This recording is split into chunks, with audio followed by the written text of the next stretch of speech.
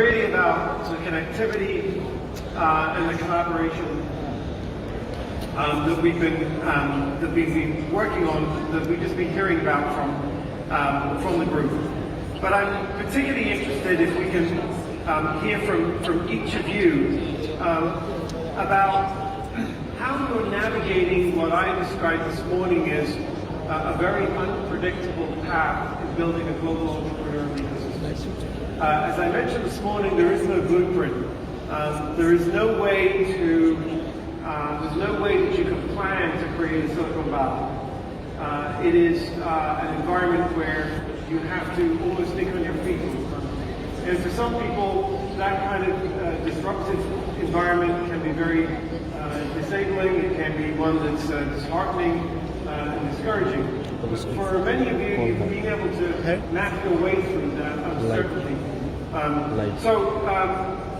Saba Khan from Bangladesh, an entrepreneur, really a big leader in the ecosystem, and the president and founder of Daffodil University. Saba, you have really looked at a variety of different ways of putting together programs and trying out different programs. Tell us how you're dealing with the fact that there is no roadmap to get where you're going. Is there been a path for how you're beginning to do this in Bangladesh? Thank you very much. Thank you, Jonathan. You rightly pointed out there is no blueprint, and of course, as 190 countries participating in the global entrepreneurship network, and I'm sure this country to country there is a lot of different aspects. Because if we consider European country or American country, I'm sure there is a lot of good policy, a lot of ecosystem is already developed. But if we go to the Asian countries, we'll find the policy still there is a serious problem. I think one of the Indian young person is right now, he's mentioned that the familial bonding and familial support is one of the important factors to become an entrepreneur, to support to the entrepreneur. So that's why what happened in Bangladesh, I'm sure that the Global Entrepreneurship Week is playing a very good role, because if we consider this last year, the Global Entrepreneurship Week, we just organized 173 events through the country. So by this way, I'm sure there's a lot of these young people, and especially the education sector and a lot of stakeholders, they are coming forward. They are trying to know about the policy and even the government. I think I'm sure that they will be happy to see that our minister is ICT minister, who is also the part of these entrepreneurial activities. He also joining the Global Entrepreneurship Congress this time.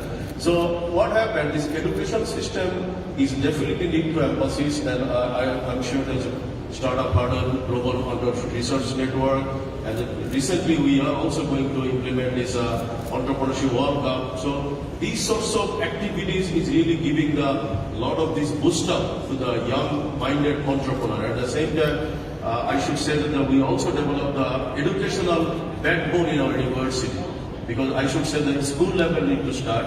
And we also implement last 7 years, we are doing one practice. I think in our university and our campuses, we organize some startup market. Through this startup market, we are finding a lot of these students, they are coming and they are displaying their idea. So what happened, within the short span of time, 2 to 3 days, they can show their product, they can show their strength. And somehow if we find that, okay, they have some fund problem, so we are also established one fund which is the Entrepreneurship Development Fund. Without any interest, we are giving them some fund facility. So as you rightly point that there is no strict policy, but I hope that best practices is giving us some idea to the new entrepreneurs, especially the student those who are now eagerly waiting to become an entrepreneur. Great. And we congratulate you for testing and using a lot of these models. And hopefully if there's ones that aren't being impactful, you'll be looking at ways to find their replacements. Francis C. with George from Sierra Leone, you've obviously taken a little bit more of, I think, a scientific look at how you're going to embark upon this path of building your entrepreneurial ecosystem. Can you tell us a little bit more about how you're dealing with this lack of blueprints and what you're doing about it? Thank you, Jonathan, and thank you to our host, Bahrain. Ours actually focus basically is on three things. It's engage, it's enable, and it's dialogue. The problem you have is that the lack of data means that you don't know who to engage with, and you don't know what you're enabling, and you actually don't know what you're dialogue with. So we have embarked on looking and taking the GI statistics, and then look at those and presented those to the relevant stakeholders. And in our country, essentially, you'll be surprised, but probably it shouldn't be that it's the donor agencies that are actually driving a lot of what's happening in the entrepreneurship space. For good or bad, it depends where you are on the fence. So we've confronted them with some of these numbers so that we can see that their interventions have actually not been impactful, it's not been working. So that's been our approach in order to change the narrative to say that it's nice to support entrepreneurs, but you really need to look at the ecosystem. We've also engaged with some universities by having the students as interns, and we think we're having the results necessary. But we don't have a blueprint, but we're trying to, what we said, like in an entrepreneur, you make a minimum viable product, you iterate, you pivot, and you keep validating. That's what we're doing. Fantastic. And that's what we hope to be able to do and hear from you, which is what are some of the minimum viable products, to use that expression, that you're trying in Cairo. I know that we've got a big grand plan to do Janet Bloomfield, but talk to us more about some of the other more practical programs that you are experimenting with in order to have an impact and your approach and strategy. Okay, thank you, John. First of all, we started out doing the Global Entrepreneurship Week activities in 2008. So we've been doing them 11 years. And throughout these 11 years, we've gone through different political cycles in Egypt. We had a couple of revolutions, lots of unrest, but we still were able to catalyze the young people to embrace entrepreneurship, I would say. So basically, what we've been trying to do is engage with as many partners as possible to produce GW activities every single year. And over the last 11 years, we did over 2,000 activities. And then we came to the phase where we became Gen Egypt. The Gen brand gave us a lot of support and help, obviously, because of the different products we've seen earlier today and we're doing startup huddles, we're doing Entrepreneurship World Cup now, and we're doing lots of other things.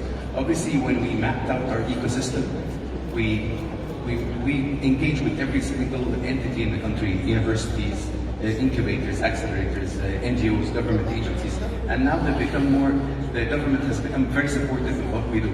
So our last phase we're reaching now is basically having the physical space, which brings in the whole ecosystem together, which is obviously Janet Bloomfields. So we've mapped out the Egyptian ecosystem in one page.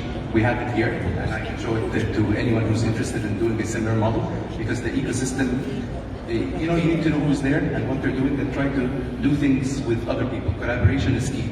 Okay, and the next step was to do the physical campus, which I hope will be state of art at Bloomfields. Wonderful. I think Egypt is great for you to share that story, because I know, Ahmed, you now have like 7 or 8 or 6 or 7 full-time people that in Egypt. You're taking this ecosystem-wide view, and I know when I had the privilege to go to Davos in January, without any knowledge of it, it turned out that your Prime Minister knows what you're up to and came up to me and said, we're excited to be doing this. So it's good that you've got the full sort of endorsement and support of the ecosystem. And what was the biggest challenge you faced in doing that as you embarked on it? To be very honest, our biggest challenge was basically that people thought we were coming in to compete with them, other players in the ecosystem, and we actually aren't. We're a platform, we enable, we catalyze, we help people. So first of all, there was always suspicion, you're coming in to take over and so on. But it's not this way. We collaborate with lots of entities all around the country. We help people, we don't care really about how we brand things. It's my logo and your logo and all that. No, it's about the correct impact and the right thing. Okay. Any other comments that either Frank or Francis you want to leave with the audience here as we wrap up? I think that's from my perspective, I should again say the best practices among all countries. If we can organize, then what happened? the other country can easily find out, because as I mentioned, because country to country there is a lot of difference.